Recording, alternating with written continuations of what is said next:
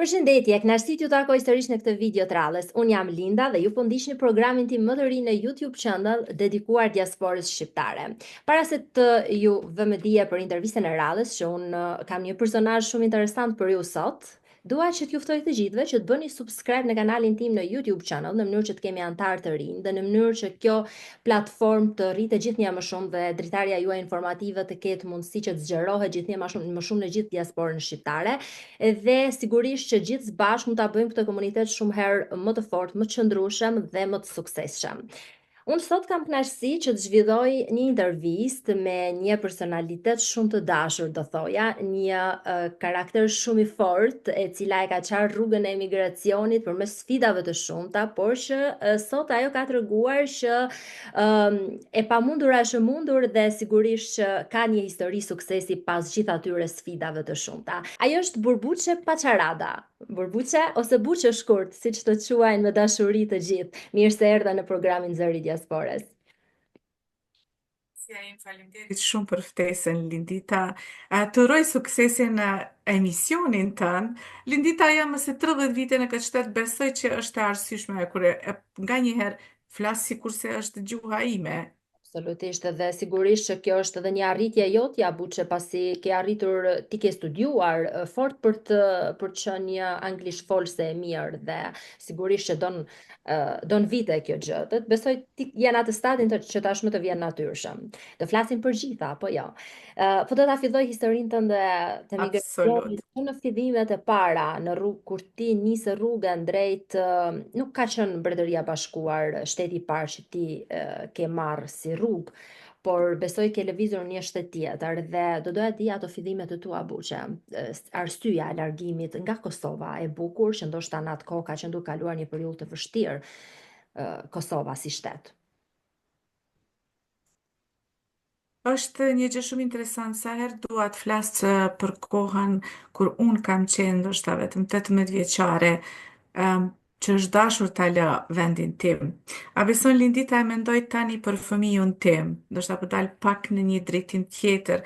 Thëm, a thu si e kanë di prindërit e mi veten kur është dashur të thonë duhet ta lëshosh shtetin për shkak se jeta jote, liria ime ka qenë e denoncuar nga domethënë ajo koha e luftës.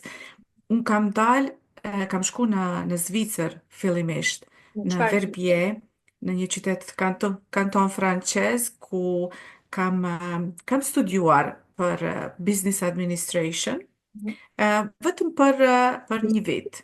Më mori malli shumë për Po, më mori balli shumë për prindrit edhe u ktheva duke se gjithmonë ka qenë shpresa që lufta do të mbaroj shpejt. Do shta kur je i ri ti mendon, prindrit thonë se shumë shpejt do të jemi të lirshëm, mund të flasim, mund të kemi, të vazhdojmë studime, të vazhdojmë aty ku kemi mbet.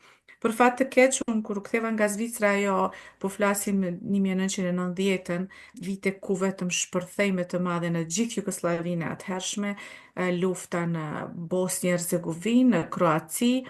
Atëre Kosova vetëm ishte në prag të merreve që ka ndodhur nga regjimi i atëhershëm serb. Mhm. Unë vendosa të vi në Britani pasi atë kohë studiojsha gjuhën angleze në Universitetin e Prishtinës, edhe mendoja do të ri vetëm 3 muaj. Për një kohë shumë të shkurtë dhe 3 muaj kanë qenë shumë e madhe për një tri në atë kohë, edhe thosha do të kthehem. Por nuk ndodhi. Shifre, 3 muaj unë jam përmi 30 vite në këtë shtet. E, e mbajnë men Lindita që atë momentin do shta po zgjatem shumë, po e ndaj një gjë shumë të vogël që më ka mbajtë të fort gjatë gjitha saj kohe është, babi më ka përcjell në Beograd. E, Mundesh me marrë me mend, ndoshta çfarë udhëtimi i tmerrshëm derisa kemi mri në aeroport, ka Në qenë fluturimi i këtë fundit, periudhë e, ishte lufta. që unë, Pra, po, ishte periudhë lufte, një vajzë e vetme që po e po. përcjellte babai për të marrë një rrugë të gjatë dhe të panjohur. Të panjohur, vetëm e di se në atë kohë kam qenë e lirë me pasaportën e Jugosllavisë. Në atë kohë kemi pas mundësi të udhëtojmë kudo qoftë. Anglia ka qenë një vend ku unë kam pasur motrën këtu si studente, kështu që e kam ditë të lirshme që mund të vi edhe mandej kthehemi së bashku. Momentin kur jam nda me babin në aeroport, ka qenë diçka udhtimi im i parë me avion. E mbaj me kur ai mu ka përqaf Lindita, unë nuk kam dash t'i largom ati përqafimi, se e kisha frigën çka do të bëj unë vetë, si do t'ja dal. Si në një mënyrë nuk desha t'ja tregoj atij që unë kam frikë, po e kam pa babin që i ka pas syt me lot, më ka pa dhe më ka thënë, ndëgjo, arma jote më e fortë është pena. Edukohu, puno edhe t'jesh krenare që je shqiptare, gjithmonë. Sa e bukur. Ajo më ka majtë shumë të fort për mëse 30 vite, edhe unë me të vërtet jam krenare që jam shqiptare, edhe besoj që jam ambasadore për mua, për vetë vetën time dhe për të gjithë shqiptarët. Është shumë e bukur kjo dhe një moment jashtëzakonisht i bukur e rrëfyer përmes kësaj Mm. përvoje buçe ku ndarja me babain është një moment shumë i vështirë, besoj për çdo vajzë, edhe aq më tepër për një vajzë në moshë krejtëre si ju, 18 vjeçe apo jo, në mos gaboj, 19 vite kam qenë 19 vjeçare. 10 vjeçe kur ke nisur një rrugë krejtësisht të panjohur. ë Mund të ma përshkruash më pas çfarë ndodhi ku fillimi shteti i parë që ju shkuat dhe ti je nisur përmes edukimit, pra ke ndjekur rrugën e edukimit. Kjo ka qenë arsyeja e largimit ose le të themi fokusi kryesor që ti ke kërkuar në migrim.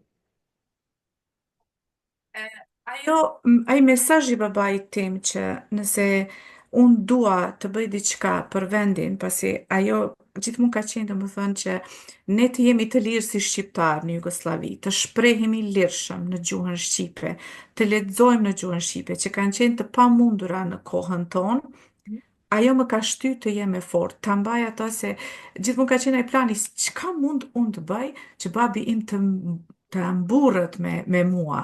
Babi, mami, të me thënë, familja ime. Kur kam ri këtu, kam mendu se unë di anglisht. Si gjithë të rritë, ne i shohim televizionin, lexon edhe mendon, në anglishtën krejt e di se kam studiu. Edhe një gjë, dua të them është nështë pak si humor, por është një gjë e emrit tim, Burbuqe. Një emën që as pak edhe ditën e sotme është e vështirë nga anglezët apo nga kudo qoftë, nuk mund ta shqiptojnë emrin tim. Isha në një sa herë u paraqitësha diku, në më dhe në atë kohë është dashur të ta shohim avokatin, doktorin, apo edukatorët, edhe më pyqin si e ke emrin, dhe isha Burbuqe. Oh, it's lovely, beautiful. Edhe kur e shkruajsha emrin tem, më thëshin Miss Barbecue. Shpesh herë nuk jam paraqitur se kom njoft atë emër. Kam humbur takime për shkak të emrit. Edhe mendova thash ta thras siç më thrasin shoqënia me emrin Buqe. Mhm. Unë thash yes, my name is Buqe. Mu duk ashtu më interesant gjuhën angleze Buqe. Edhe ata fillon të më thrasin Butcher. Ja. Si thema, bastarduan emrin, më bën kasap, më bën gjithë sesi, por nuk janë dalë ta quaj emrin. Do më thonë, insistoj me ma thirë emrin të Burbuqe se jam e pagëzuar me atë emër. Shumë interesante kjo. Vërtet ne po e tregojmë përmes shakas, por që sigurisht që ka pasur ato sfidat e veta për ty. Ka qenë një moment as pak i lehtë gjithashtu. Dhe flet shumë kjo gjë për realitetin shqiptar. Le të qëndrojmë në këtë linjë rrëfimi, sepse dua që ta ndjek hap pas hapi rrugtimin tënd të migracionit dhe pra në momentin që ti mbrite në Mbretërinë e Bashkuar, si ishte gjendja jote financiare, familje, sepse ti kishe suportin e familjes atë kohë besoj, në momentin që ti ke nisë rrugën dhe ato fillimet e tua të para, Buçe. Kanë qenë vërtet të vështira, ndoshta aq më shumë se kur kam ardhur këtu kam pas një shumë shumë të vogël të parave, pasi që nuk e dija diferencën e valutës, se sa ato lek që unë i kisha të kursyera, ose që prindërit mi kanë dhënë të jetoj, sa gjatë do të më mbanin.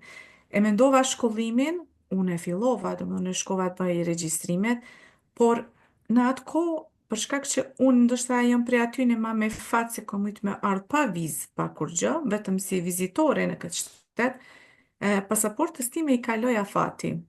Edhe unë shkova në ambasadën e Jugosllavisë. Ata më thanë duhesh të kthehesh ti në Jugosllavi, për shkak që ne nuk e bëjmë këtë këtu. Ti duhesh të kthehesh atje. Pas një konsulte me avokatin më tha, gjendja është shumë e keqe në Kosovë. Kështu që nëse e din që duhet kthejmë pak mrapa të regoj për babain tim, se ai ka qenë një ndjekës politik, ka qenë, do më thoni, maltretuar në çdo aspekt nga policia paramilitare e Serbisë. Atëre unë e ndisha veten shumë vështirë nëse kthehem, unë do t'jem ajo përsekutuar nga serbët. Edhe gjithmonë ajo fjala e babit, pena, pena. Duhesh të shkosh edhe të luftosh me një armë tjetër. Uh, unë u regjistrova si azil kërkuese. Në atë kohë Lindita as nuk e kuptoja azil kërkimin, se s'ka qenë kur një temë në shtëpinë tonë apo në Kosovë të flitet që ne të dalim në një shtet tjetër, të ikim nga Kosova, ta lëm Kosovën, që të marrim, të kërkojmë azil, mbështetje për jetën tonë. Kur e kam kërkuar, ata më kanë thonë, nuk e din si ç'do të ndodh me ju, Mhm. me Kosovën, shqiptarët e Kosovës, pasi që është vetëm në kohën ende s'është e njohur në botë që ka nevojë për një intervenim botror, do më thënë NATO-s. Em, unë kam qenë azil kërkuese për mëse 5 vite, 6 vite më falë. Edhe do më thënë se kom pa as printemi, shumë pak kemi ndëgju si s'ka pasur telefon, as kemi pas qasje telefon ka pas, po lidhjet me Jugoslavin kanë qenë shumë të vështira. Në atë kohë ka ndodhur gjëra që se kam di se që ka ndodhur me familjen. A janë dëbu për shtëpis, a kanë me hunger book, a kanë medikamente që t'i kalojnë gjërat. Për sa vite po thua që ke qenë në azil, sa vite ke qëndruar pa komunikuar fare me familjen?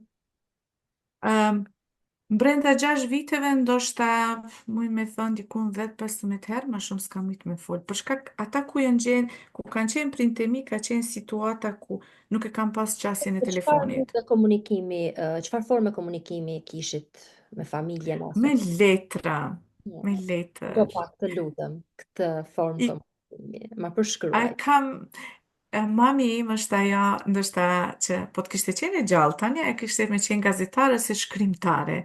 E ka pas shumë të bukur shkrimet, edhe i ka qu përmes postës që në atë kohë ka punu për fat të mirë, po mundesh me marrë me mend kanë ardhur shumë vonë çdo herë, mirë po kanë qenë shumë pozitive ato komunikime, letra. Ende i kam, për fat të keq nuk i kam këtu afër, me Ti tregu na që më tregon. lëngjojnë ashtu. Sa bukur i ka shkru, unë mu duke si jam duke lexu roman, jo që mama ime i ka shkrujt ato. Edhe në fund Çfarë të tregonte çdo familja përmes këtyre letrave? Çfarë situate, në çfarë situate ndodhej familja juaj? mami im ka punu në spital si doktoresh edhe ka pas rolin shumë të vështirë. Mundesh me marrë me men ka qenë në ndame ku më një vend ka punu për institucion shtetëror që ka qenë i, i udhëhequr nga serbët dhe këta nuk kanë mujtë gjithmonë të bëjnë të mirën për luftëtarët e UÇK-s po flas në atë kohë, apo për dikën që ka qenë i sëmur. Edhe privatisht kanë ndihmu njerëz që kanë qenë në nevojë. Se ka qenë një situatë me sa unë kam informatat e asaj kohe, kupton? Mhm. Kështu që shumë herë babai im nuk ka mujt me folë në telefon se është përgjuar. Telefoni i shtëpisë, them, ka qenë i përgjuar, për ata kemi vendosur mos me Po, komuniku përmes telefonit. kuar edhe politikisht, apo jo, Po, për politikisht. gjithashtu, dhe në një situatë shumë të vështirë, ku Kosova ishte e pushtuar nga lufta dhe sigurisht gjendja ekonomike, një kaos gjithandej. Dhe mungesa e komunikimit me familjen që e ka bërë akoma dhe më të vështirë gjithë rrugtimin tënd të buqa. Apo jo? Shumë e vërtet, po ti bëhesh efort, kur je në asnjë situatë gjithmonë shpresa është e fundit që vdes. Ajo shpresa që edhe pak do ta shoh familjen, edhe pak do të përfundoj kjo, e ke një shpresë edhe grupi i të gjithë neve shqiptarëve kemi pas takime pothuajse çdo javë, edhe jemi takuar ku kemi secili e kemi diskutuar, a e njeh këtë person, çka ka ndodhur me njerëz, si po ndodh. Për atë arsye, e, më ka mbajtur ajo shpresë që ndoshta të gjithë së bashku një numër, mund të them diku një 100 vetë kemi qenë së bashku në Londër flas shqiptar, ku kemi Ka qenë në numri situatën e njëjtë shqiptar. dhe nuk e ke ndi veten të vetme. Pra, numri shqiptarëve që po thua në vitin 1990, ë, ka qenë 100, numri shqiptarëve emigrant, shqiptarëve të Kosovës, shqiptarëve të Shqipërisë që ndodheshin aso kohë në Mbretërinë e Bashkuar, apo jo? Edhe tashmë ka Por afërsisht 100. Unë them 100 se aq ke jemi njoftër, pothuajse gati 100 veta. Sigurisht ka pas edhe tjerë që nuk kemi pas mundësi të takojmë në atë kohë, po këta kemi qenë ndoshta më aktiv me ato tubimet tona, takimet tona, duke shpërndar informata për situatën, se ka qenë vetëm gazeta Rilindja ose Zëri, nëse e mbajnë mend, që vinte nga një herë edhe ne të gjithë së bashku shkoshim në atë zyrën e, zyre informative ka qenë, ku të gjithë u bëjshim së bashku dhe lexojshim informata se çka po ndodh me Kosovën, çka do të ndodhë, si t'ja bëjmë. Po të them si një vajzë, ose po them si një grua, një femër shqiptare, në atë kohë, për me gjetë punë, nuk ka qenë ndoshta vështirë se ne shqiptarët i ndihmojmë njëri tjetrit. Dikush e ka pas një punë, po fillimet e mia kanë qenë në restoran. Edhe mundesh me marrë me menu unë kur s'kam punu në restoran. ti Edhe të shkosh të punosh në një vend ku. Buça, rrjedh nga një familje intelektuale, është marrë se unë kam lexuar rreth teje dhe formimit tënd. Familja jote, mamin mjeke dhe babain, çfarë profesioni ka patur aso kohë? Profesor në Universitetin e Kosovës. Kështu që pozicione shumë të larta dhe shumë të respektuara në Kosovë. Dhe më imagjinoj se sa e vështirë ka qenë për ty, domethënë që të fillosh gjithçka nga e para dhe të bësh një punë që nuk është as pak e përshtatshme me formimin tënd. Por para se të kalojmë tek puna, do doja shumë të të pyesja për kohën tënde në azil. Si ishte? Ma përshkruaj jeta në azil. Ajo ishte sikur se të ishe në burg. Po flasën, s'kam qenë në burg, por mund të them e ndjem veten të burgosur. Një mënyrë që je e lirshme të lëvizësh në për rrugë, por nuk ke të drejtë punosh, nuk ke të drejtë studime, nuk ke të drejtë lëvizje në jashtë shtetit. Edhe për ty, për një person të ri, është çka të bën me kohën. Si ti ndihmosh familjes kur ti e din se ata janë në një krizë edhe financiare, se financat janë ndalë, domethënë kur ata s'kan pas mundësi të ndihmojnë, e, është e moralshme që ti ta ndihmon familjen nga një krizë Si ishin që kanë qenë atje. kushtet jetësore në azil aso kohë? Flasim për vitet 90. Ëm, Vërtet të vështira se ato unë kam qenë pothuajse nështë një shumë pak në ndihma shtetërore, se ato kanë qenë të domosdoshme të paraqitem derisa jam paraqitur që dua të shkoj në studime. Më është lejuar të studioj, më është lejuar të punoj part-time, por gjysmë orarit të punës, kur më është lejuar ajo, atëherë unë, me thënë të drejtën, nuk e kam pas atë ndjenjen që e, jam e frenuar të bëj një arritje në jetën time. Ajo, kur më është dhënë ajo për një, po them brenda 6 muajve që kam arrit në Britani, më është dhënë mundësia të studioj. Por, unë të them të drejtë, ne kemi ndarë një dhomë, kemi qenë sa 4 veta.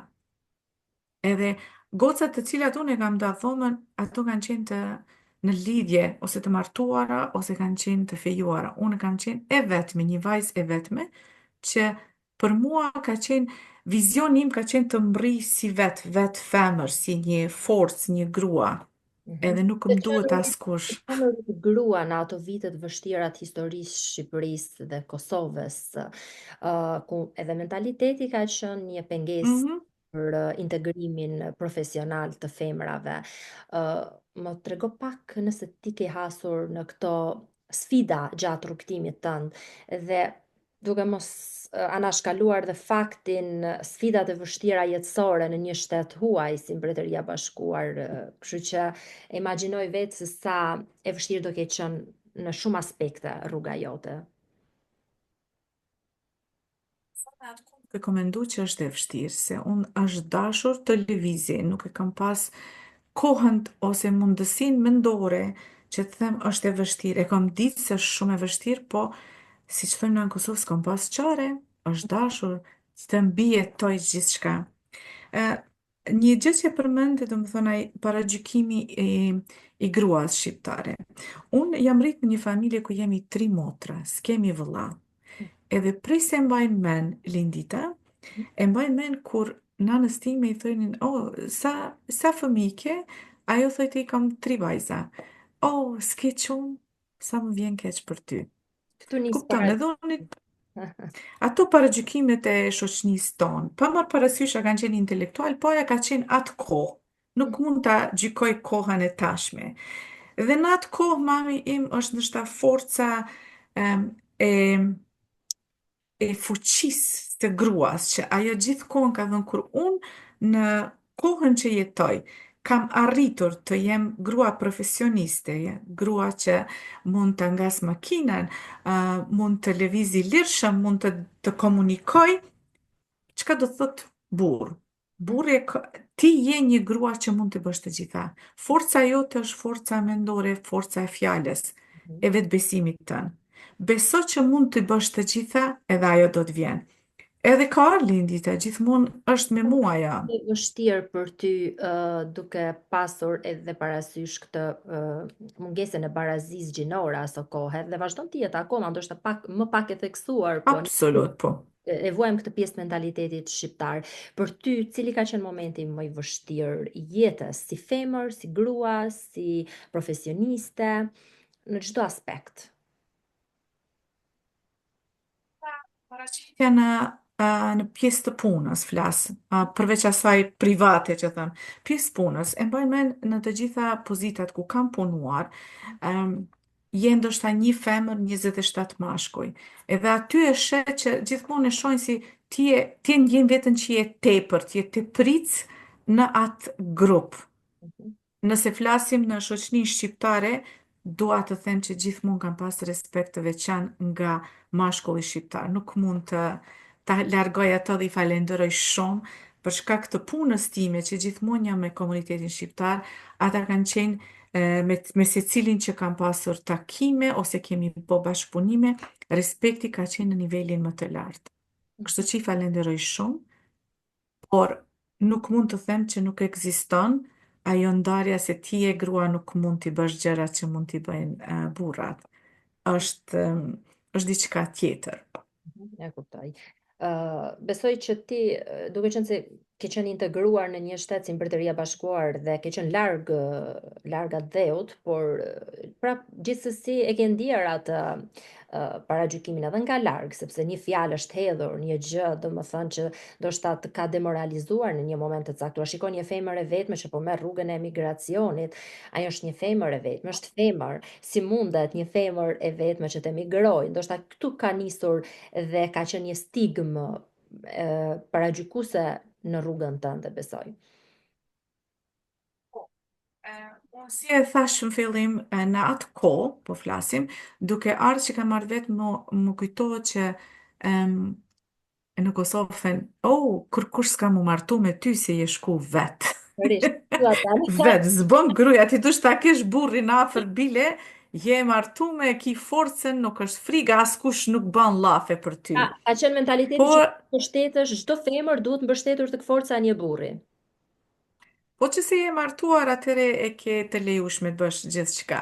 Po që si je martuar, atëre do më thonë, ku e dimna, se duhet ta din të gjithë se çka bën ti me jetën tonë. Ajo nuk më ka penguar, si thash, nuk më ka penguar as pak se mami im ka qenë ajo që gjithmonë ka qenë mrapa asaj dukurie ku mundësh ti vetë me bo, mundësh me bë, nuk të vynë, shife, çdo gjë që bën, din me gatu, din me fol, din me shkruj, din me fol në telefon, din me mësuj, din të gjitha, din me vozit makinën atëre, Çka ka diçka e ndryshme po të kishe qenë mashkull. Mendoj që ty të ka favorizuar fakti që ke pasur familje mbështetëse dhe një familje intelektuale, sepse përmes edukimit dhe dijes, Mm. sigurisht që mund te kalohen këto paragjykime dhe këto situata të vështira. E kuptoj që për ty ndoshta ka qenë një forcë ndihmuese kjo situatë. Ë Le të vazhdojmë rrëfimin në rrugën e jetës. Unë do kalojmë dhe në momente të dhimbshme. Nuk ka emigracion, rrugë emigrimi që nuk ka një moment të dhimbshëm për të një histori ndoshta për të ndarë. Uh, Besoj çdo shqiptar e ka këtë në historinë e jetës. Dhe unë do doja që të njihesha me tëndën në këtë rast. Dhimbja ime, ndoshta e secilit, po në këtë rast e imja është um, vdekja e mamës time. Mhm, Ka qenë një vit ku, për shkak që, domethënë shëndetësore, mami im ka ndru jetë në mhm, Kosovë, edhe unë atë kohë kam qenë në Turqi mhm, me, me punë. Udhëtimet për në Kosovë, dhe pse Kosova ishte e lirë, domethënë vitet e para të lirisë së Kosovës, nuk ka qenë e mundshme të shkosh ndoshta si sot që kemi çdo ditë, ndoshta të flasim për Shqipëri 3-4 herë në ditë. E mbajnë mend kur më ka thirr me më njoftu që mami ka ndru jetë, unë jam shtang. mhm, Se e kom menu qysh do të shkoj ta përqafoj duke e ditë që zakonet tona janë që personi kur vdes, domthon po atë ditë duhet të varroset. Ka qenë një diçka shumë e vështirë kur më ka lajmëru babi, kam bisedu me ta, edhe i kam thënë babi nuk muj më vynë 2 ditë, nuk kam qasje as me makinë, as me avion, as me kur gjë. 2 ditë më vynë derisa të vi, se më duhet të kthehem prej Turqisë në një vend tjetër ku ka fluturime në të drejtë në Kosovë. Po pse ishte kaq Edhe e më ka thënë, vështirë, domethënë, pse duhet ndiqja atë itinerar rruga për shkak të dokumentave apo isha akoma në jo, azil? jo, ishte vetëm e pamundësia e fluturimeve në Prishtinë. Mhm, Kupton, në atë kohë ka pas shumë pak fluturimi prej shteteve të ndryshme. Vlasin vitet me njëherë mbas luftës. mhm, Uh, është dashur ndoshta një herë në javë, apo kupton, një herë në javë, si të mbrishti ta organizosh kohën me shku. Kështu që unë ndoshta nga vendi ku kam qenë në Turqi, ka qenë një vend rural. Edhe prej aty më është dashur të shkoj në Stamboll, e prej Stambollit ta pres ditën që ta marr direkt në Prishtinë, të mbri bile për kohën, të shoh familjarët ose të shoh procesin se si bëhet. Atëre, babi thani duhet ta bëjmë këtë se nuk mund të presim disa ditë derisa 8 vish. mhm, Unë thash, okej, më lërë të mendoj vetëm një orë. mhm, Ka qenë një moment ku ti qanë dhe thu, s'është kur gjë në duart e mia, atëre unë vetëm më duhet jetoj me ndjenjen që mamin e kom përqaf për sa i bjen ndoshta shumë më herët një vit më parë, se nuk kam pas mundësi të udhtoj atë shpeç në atë kohë në Kosovë. Dhe mami është vërosur, unë mas 2 ditëve kam bri atje, ku është bë e pamja, do më thënë ajo procesi si shkon, edhe kam shku te vari i saj, nuk më duket që ka vdekë, se nuk e kom pa. Ka njerëz thonë, o, po shumë ma mirë e ke pa, do më thënë nuk e ke pa të sëmur, nuk e ke pa në gjendje të keqe. Në është ta shumë e vërtet, por unë gjithmonë mendoj se dikun është mami im për më pret. Nga njerë marë telefonin, mendoj dhe thëmë, o, ta thras ti tregoj e kom po një arritje, ose jam shumë e mërzitur edhe dua ta ndaj një moment me ta, se nuk e kam të përmbyllur atë momentin e fundit me mamin tim. Nga njerë jam shumë e idhnuar, që se kom pas atë moment, edhe deri vonë më është dashur të luftoj babait mos t'ja lë fajin, se ai më ka bind ta bëj ata, por unë kam kujtime shumë të mira. Tani sa më e vjetër që po bona, i shoh virtytet e saj që janë në mua, edhe e ndjej që është dikun me mu sa herë kam shpërblime nga puna ime, po aka ma mirë Lindita unë kam shpërblim gocën, të cilën është 11 vjeçare në një moshë që të gjithë mjekët më kanë thënë s'mundesh me pas fëmijë, unë e kam një mrekulli. Absolutisht se ne do kalojmë tek ai moment i rëndësishëm i Mhm, jetës dhe sepse jeta jote ka qenë mhm.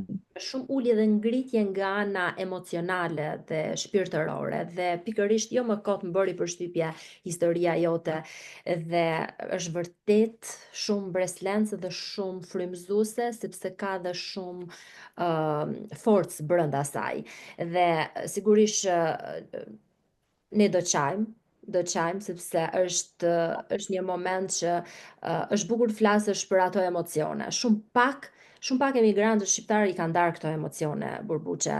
I kanë mbajtur brenda vetes me atë idenë që shiko, ne jemi të fortë dhe duhet t'i suportojmë gjitha këto ose konsiderohet si një dobësi e karakterit në mentalitetin shqiptar dhe unë dua që ne t'i trajtojmë haptazi këto emocione, t'i flasim hapur. Absolut. Është Duhet po. sepse është një lloj katarsisi shpirtëror dhe sigurisht që të kujtohet mamaja juaj dhe ai moment i Po, vështirë është një realitet jetësor që shumë kush ndoshta e ka kaluar, shumë emigrantë. ë Ajo që dua të të pyes është se si një person referuar dhe përvojës tënde tashmë të dhimbshme dhe shumë frymëzuese nga njëra anë dhe edhe një femër e suksesshme gjithashtu. ë Ti je bazuar, e ke përqendruar gjithë aktivitetin tënd dhe kontributin tënd tek aspekti social i shoqërisë dhe për të ndihmuar njerëzit me probleme të ndryshme sociale, apo jo, ku ti je angazhuar edhe në Mbretërinë e Bashkuar dhe ke dhënë një kontribut të gjatë. Ë, Referuar aspektit social të emigracionit, Buçe, ty të ka mohuar, emigracioni të ka mohuar lidhjen shpirtërore me familjen tënde, me prindrit e tu, me të afërmit e tu, ku ti nuk ke mundur të ndash momentet më të rëndësishme të jetës, detaje nga përditshmëria jote. Ë, si a ka qenë kjo e vështirë, mund të themi, dhe që është kjo vazhdon të jetë ky realitet edhe sot në kohën e emigrimit të sotëm? e vështirë në kohën time, e vështirë tani, edhe besoj se do të jetë e vështirë edhe për ata që do të jenë në të ardhmen. Duke qenë një emigrante, uh, unë edhe kur the arsyeja pse unë e kam dje që dua të punoj në çështje sociale, sidomos afërsia ime me shqiptarët ose shqipfolësit në përgjithësi, është se kam dje mungesa familjes time, qasjet e mia me familjen, e ka bë që unë të jem e afërt me shqiptarët në Britani. E kam gjithë se janë si familja ime dhe më është dhënë një rol shumë i rëndësishëm që unë me shumë dëshirë edhe kënaqësi e kam bërë gjithë këto vite të jem afër në mbrojtje të shqiptarëve. Dashur pa dashur, ne po e krijojmë familjen tonë Mhm. tek shqiptarët e Shqipërisë, Kosovës, por që jo tek familja origjinë. Pra, fatkeqësisht apo dhe fatmirësisht nga ana tjetër, sepse e kemi njëri tjetrin, por prapa Po. të marrëdhënie shpirtërore që nuk e Mhm. ushqejmë dot sa duhet me familjen tonë, ne duhet ta krijojmë dhe ta gjejmë tek shqiptarët e tjerë këtu. Dhe këtë Besom Lindita, ajo përvoja me njerëz, si që përmenda më parë, dhe më dhënë kulturat e shtëpiake, kulturat e njerëzve që i ka në shtëpi, për mu është, mund të shkruaj enciklopedi, jo liber, të shkruaj ngjarje aq të bukura që sharake, përveç atyne që kanë qenë të dhimbshme, por ato, sidomos komunikimi i gjuhës shqipe. Është diçka shumë e mirë, shumë e bukur. Ne kemi dialekte të ndryshme. Nga njerë më kanë thënë disa fjale, kam ditë që po më folë shqip, po si kom kuptu çka është kam thënë. Dhe më thonë, kam një përvojë që është të bukur. Deri tani që e mbaj me gjithë zemër edhe më shtin me qesh, po dhe më shtin me qajt, të dyjat. Ne kuptoj. Ke bërë dhe përkthyesen në mos gaboj për azil kërkuesit në atë kohë dhe sigurisht aty ke parë dhe histori të ndryshme, problematika të ndryshme. Mund të ndash një nga momentet më të vështira. Po, është shumë interesant. Me qenë përkthyse, ti e goja e dikujt. Fjala jote, domethënë, duhet të jetë shumë e kujdesshme se si e përcjell atë fjalë duhet të përshtatet ashtu siç njeriu e mendon. Unë kam punuar për Immigration Appellate Authority, që domethënë kam qenë direkt te gjyqi kryesor i vendimarrjeve për azil kërkim. Aty ka qenë shumë e vështirë se persona që i kam taku, unë s'kam pas drejt flas me ta, kam pas drejt vetëm të them atë çka ata e thonë. Edhe paraprakisht jam takuar me ta të shoh se a mund të kuptohemi, të flasim dialektin e njëjtë, apo si them, mënyrën se si flasim. Më kujtohet Lindita, ka qenë një familje nga Kosova, të cilët kanë pasur humbje shumë të mëdha. Domethënë i kanë mytë anëtarët e familjes, po gjithatë një fshati, s'po e përmendi vendin, kështu që masi s'kam lejen të flas për ta, po për ngjarjen. E mbajnë men, quni i tyne ka qenë një djalë, pothuajse ndoshta 5 vjet ose 6 i ka pas, me sa më kujtohet. Ai nuk fliste hiç, edhe unë e pyes maman e tij, them, po pse ky a nuk fol, a ka probleme shëndetësore, këtu ka shkolla, mundohem t'ja sqaroj. Thot jo, thot se ky e ka pa si kanë ardhur ushtarët edhe e kanë myt lopën, që ky e ka dhuru. Edhe prej atëherë shtang, edhe më nuk flet. Çfarë moshe kishte? Edhe 5-6 vite, aty domthon 5 deri në 6 vjet. Edhe fëmijët nuk dinë se si ta shprehin ato dhimbjet e tyre shpirtërore. Çka ndodh është, domethënë ka ata kanë pas disa seanca që është dashur të vinë aty, edhe majnë mend unë e blej një lodër të lopën, edhe ja jap. Unë atë mendimin tim atë s'kam qenë as specializuar, unë kam qenë të në fillimet e 2000-s. Pra të duhet të bëni Vetëm në i kam lodër. ble për dëshirë që është fëmijë, ashtu ta gëzoj. Mhm. Edhe mbaj me në seancën e fundit, vjen ai picimuli i vogël, si e thësha unë, vjen edhe më thët, ka ardhur edhe Lara me neve. Edhe unë meta, thash, o, zot, ky flet. Ajo thët aq shumë, nana fillon me qajt. Mhm. Edhe pyet gjyqtari çka ka ndodhur. Thët, unë thash, më duhet të thash të konsultohem me familjen se nuk e di çka është duke ndodhur. Nana qante shumë. Tash unë nuk e dija se çka ka ndodhur në atë moment. Edhe ajo vjen thët, a e din ti thët çfarë momenti mrekullueshëm është duke ndodhur? Po flet fëmiu im, po flet se emrin Lopa, të cilën e ka vra, ushtarit e ka pasur Lara. Mhm. Edhe ky po mendon se Lara ka ardhur në atë lodër. Kjo ka qenë diçka shumë e dhimbshme për mu, një mësim shumë i mirë për mu, por edhe një gëzim shumë i madh, që Mhm. ka ndodh ajo aty. Por edhe diçka që tani si prind e di çka do të thotë fëmiu, ta te kaloj ndoshta një gjë shumë të vogël, të problemit të tyre. Mhm. Shumë interesante. Unë do të kthehem pak tek rrëfimi i jot, se ti e ke rrëfyer historinë tënde edhe në një libër që është botuar këtu për femrat mamat e suksesshme, dhe më ka bërë përshtypje një frazë nga rrëfimi jot, ku ti thua që të jesh larg atë dheut tënd, je destinuar të zgjohesh e të flesh me dhembje shpirti dhe me lot në sy. Është ky një realitet që dikush më shumë apo dikush më pak e përjeton, besoj, të ndjesi.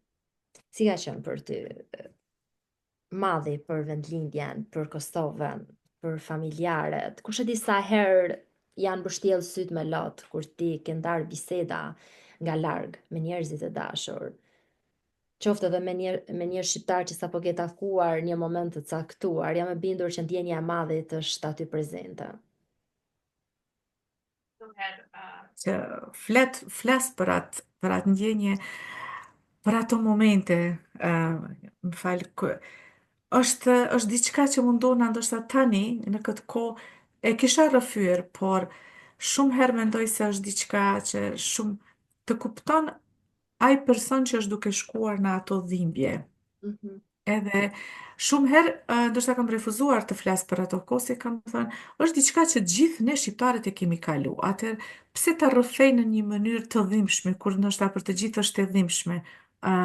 Por tani kam mësuar ta pranoj atë edhe t'jetoj me Tosh. ato ndjenja.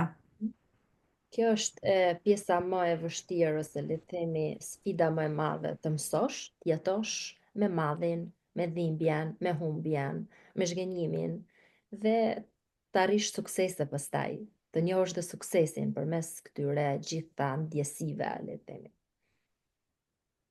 Një dhimbje që kam tani është që unë dua, ndoshta si shumë tjerë emigrantë që janë, kur kthehem, kur shkoj në Kosovë në vizitë, i shoh që çdo gjë ka ndryshu ndërtimet, ka ndryshu rrugët, ka ndryshu njerëzit, që është shumë ja normale se ti vazhdon edhe unë kam ndryshuar, por mendja ime është ende në vitet e 90-ta.